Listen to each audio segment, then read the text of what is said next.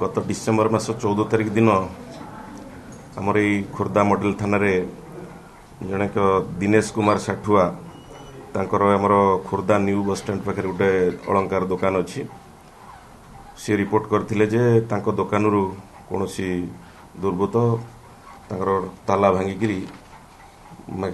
रूपा अलंकार सब चोरी कर नहीं जाइथिले। ए रिपोर्ट हैला परे हमर एठी थाना रे खोर्धा मॉडल थाना रे केस नंबर 533/25 रे गोटे मकदमा रुजु होइथिला। एई मकदमा रुजु हुआ परे हमर थानार एसआई दिनेश कुमार पिंगुआ नेतृत्व रे गोटे टीम गठन कराइथिला आईएसी प्रत्यक्ष तत्वावधान रे एवं से टीम से दिन लागिथिला। विभिन्न सीसीटीवी फुटेज जांच चलथिला। ये सब विभिन्न सोर्स को तदंत चलथिला एवं तापरे आमे जन को धरिचु एवं यही गड़खोर्धा अंचल जन को धरिचु एवं ताठरू से चोरी जाइथिबा रूपा अलंकार जबत होईची जार ओजन हला 2 केजी 638 ग्राम आ गोटे मोटरसाइकल ताठू सीजर होईची एवं दीटा लुहा रड सीजर होईची।